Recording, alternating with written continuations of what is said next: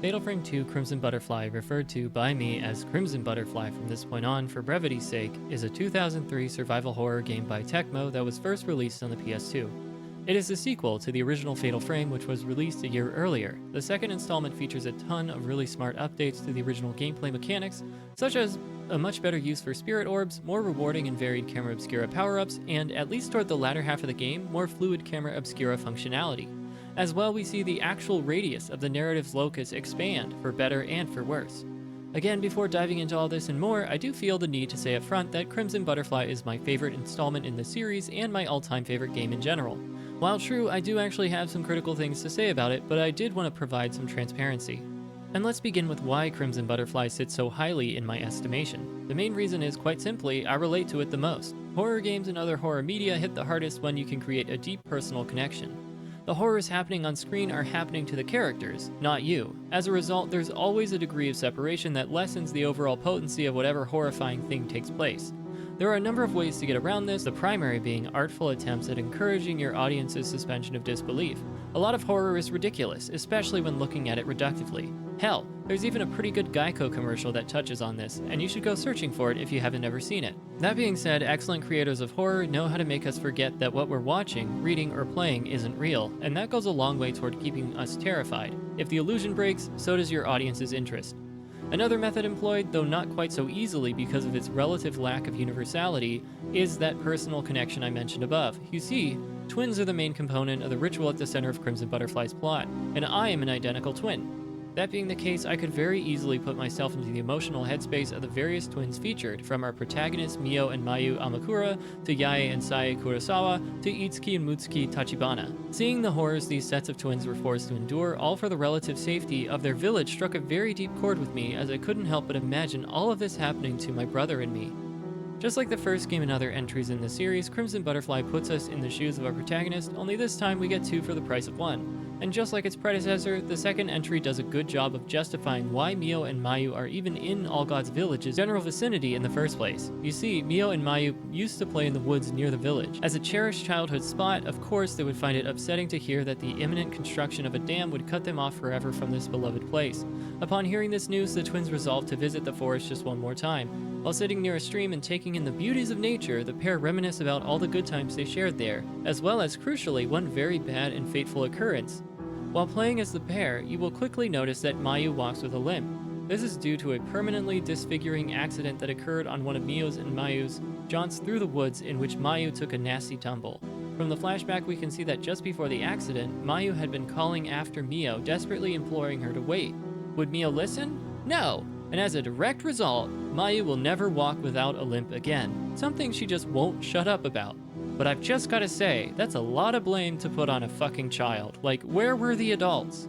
Anyway, after some weird shit happens, Mio and Mayu make their way to the entrance of All Gods Village, or what's left of it after the calamity of this game took place, referred to as the Repentance. Just like in the first game, the ritual central to Crimson Butterfly's plot goes wrong in some profound way, causing All Gods Village to be wiped off the map and all the inhabitants to die. On their way to the village, Mio and Mayu pick up some of a geological surveyor's belongings. The person who is supposed to have been overseeing the construction of All Gods Dam and the subsequent destruction of Mayu's and Mio's favorite childhood hang, which provides some excellent context as he and his girlfriend will be the pair of recent victims featured in the introductory portion that abruptly ramrod us down the rabbit hole of this game's events. And this is similar to the first Fatal Frame, where Miku is led to Himuro Mansion because her brother goes missing there, while in search of the renowned folklorist Mr. Takamine, who also goes missing there.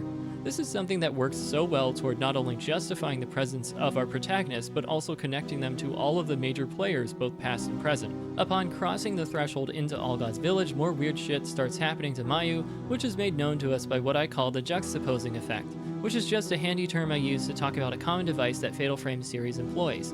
This is something we saw in the first Fatal Frame, primarily on Night 2 between Yae Munakata, Nei Kurosawa, and Miyuki Hinasaki, the latter being Miku's mother. In that scene, we see flashes of Miyuki being superimposed over Yae during the vision Miku sees, which creates a blurring effect that emphasizes the eerie similarities between the pair's respective tragic ends, and it also serves as a nice hint at the familial connection between the Hinasakis and the Kurosawas. We observe this same juxtaposing effect going on in Crimson Butterfly to a much higher degree. Throughout the game, we note that quite often Sae Kurosawa's image is superimposed over Mayu. In fact, as we progress throughout the game, we will even see that the fateful fall that happened to Mayu all those years ago is almost one for one what happened to Sae during her and her sister's attempted escape from All Gods Village. Fans of the entire series know that Yae escaped, trading her family name for Munakata and the trauma of the Crimson Sacrifice ritual for the Strangling ritual central to the narrative of the first game. But what I love about the use of the juxtaposing effect in Crimson Butterfly is that the writers expand on it. Throughout the entire game, we see flashes of Sae whenever we are with Mayu, which signifies that Mio and Mayu have become wrapped up in all this haunting shit as the spiritual successors to Yae and Sae. Due to this, there are many moments with Mayu where we're just not sure who we're even talking to, but she's still our trusted twin sister. The only person on this earth who knows us inside and out, and yet, she's also someone else. That is fucking horrifying. Like, I would be terrified at the thought of my twin connection with my brother being severed or even threatened by some malicious spirit. You have to sit with this feeling the whole game, which is pure fucking dread. But it gets worse. Like I said, the writers do something even more horrifying with this juxtaposing effect. We see a wavering throughout the game, back and forth between Sae and Mayu. Then at the very end of the game, as you're making your way toward the showdown with the Kusabi after using the Master's Key, Mayu actually urges you to turn back. All the while, Sae urges you forward.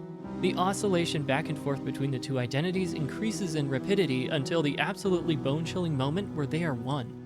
When you finally approach your twin sister for the last time, two names are uttered simultaneously: Yae and Mio. This is absolutely brilliant in its sheer significance, and I truly believe this is the juxtaposing effect used to its fullest potential.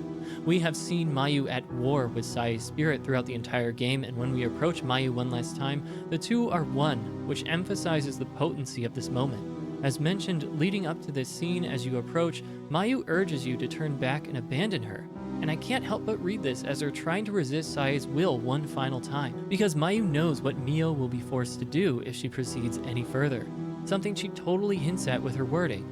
All the while, Sae urges Yae to come to her so that they can finally be one, something that she has been desperately awaiting since Yae's having abandoned her in the forest. As we approach this moment of simultaneity, we come to understand that it's too late and there's no turning back, emphasizing the harsh reality of the dire consequences of Mio's choices. Had she only listened to Mayu and turned back, she could have been spared the traumatic experience of killing her twin sister. And this is exactly what Mayu is trying to help Mio avoid at the very end. Not for herself, but for Mio's sake. The culmination of the juxtaposing effect in this crystallizing moment of simultaneity signifies, I think, the point of no return. Mio is locked into the horrible fate that befell so many twins of All Gods Village before her, and in the final cutscene we see the trauma taking hold. The power of the scene absolutely comes from the groundwork the writers accomplished with the relentless consistency of the juxtaposing effect throughout this horrifying tale. This was absolute perfection and makes the normal ending so powerful. There are so many other tangents I could go off on, but suffice it to say, I absolutely love this narrative. The vast majority of it is really tight and strong. There are so many crucial connections that are wonderfully emphasized and fleshed out through devices like the juxtaposing effect. Really, I don't have too many complaints except for one aspect that just didn't receive enough attention, and that's the Kiryu connection, specifically Akane and Azami Kiryu. In Chapter 6, you must make your way through the Kiryu house, which is especially creepy because of the alarming amount of dolls. Just no. Now, this had all the trappings of a brilliantly terrifying addition to this enduring tale of tragedy. Be that as it may, it fell flat because not enough attention was devoted to tying what happens to Akane and Azami Kiryu to the rest of the narrative. You see, this is another set of twins like the Tachibanas whose story is explored in order to provide yet another example of how fucked up this ritual is and the devastation it causes to actual fucking children who have no choice but to either beg their twin to kill them or be forced to kill their twin. Like, what the fuck? But Akane's and Azami's tragic story didn't receive enough fleshing out and is, in fact, entirely contained within the confines of Chapter 6. What makes the Tachibana connection so much more compelling is the fact that that thread is woven throughout. From your first mysterious meeting with Itsuki in Chapter 2, all the way through Chapter 7, where you learn crucial details about how Sae blames herself for the tragedy that befell the Tachibana family as a result of their failed ritual and subsequent involvement in trying to help Sae and Yae escape. And then again during Chapter 8, where you actually enter the storehouse where Itsuki's spirit had been trapped the whole time. My god, the Tachibana facet of the overall narrative pulled a lot of fucking weight, and it can stand tall on its own side by side with Yae and Sae, as well as Mio and Mayu. That's just not true for the Kiryu connection, and it's such a shame. The lack of situating of this portion within the overall narrative made Chapter 6 that much more frustrating to wade through because it all felt like an unnecessary diversion, merely there to lengthen the overall playtime. This was a strike on an otherwise wonderfully terrifying narrative. And while Crimson Butterfly kept and added on to a lot of what was strong in the first entry, I found Chapter 8 to be a bit too derivative. It plays exactly like the penultimate night in Fatal Frame, where you have to go to various locations and find symbols to then insert into the secret shrine. It was almost shot for shot and not in a good way. Just felt a bit lazy compared to the objectives we had in other chapters. Now, I think my issue with Chapter 6 articulated above is actually indicative of a larger problem. Well, not necessarily a problem, but it turned out to be one in some respects. And that is the fact that Crimson Butterfly features a much more open world in that you are not confined to one space like a mansion, but to an entire village. This worked really well in some respects. For one, it emphasizes in a very visual way the far-reaching malignant effects of this haunting shit. The team also knew how to use the relative freedom you are afforded by having a whole village to explore to horrifying effect by taking that freedom away from you at crucial moments. Specifically, I'm referring to chapters 3 and 4, in which you are trapped within the Kurosawa mansion without a working flashlight. Coming from the first two chapters where you can freely roam around the village, this completely being shut in with no discernible way out was absolutely suffocating. Really well done here. But the relative openness of Crimson Butterfly compared to the first game also proved to be a bit too much if we see that as related to the issues with Chapter 6. It takes a village, and if you can't expend the effort to tie all of your key villagers into the central narrative sufficiently, the players are going to notice, and as far as it concerns the Kiryu twins, this player fucking noticed.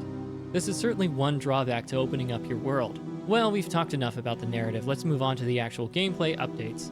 Our camera obscura functions a bit differently from the iteration we got in the first game. For starters, we now have an infinite supply of really crappy Type 7 film. This was actually a much needed fix, as players could soft lock themselves in the first game if they weren't careful enough, especially during the penultimate and final nights. This was just a smart move all around. We also see a much better use for spirit stones. These handy-dandy items were present in the original game as well, but they were actually necessary for using special functions. While that seems like an okay idea on the surface, this created a much more limiting experience because spirit stones in both games are finite resources, meaning that once you use the last obtainable one, you could no longer use special abilities like slow or stun in the first game for the rest of that playthrough. Is that mean old ghosty moving too fast? Want to use your special shot to slow it down? What? No spirit stones left? Well, fuck off then! Ugh.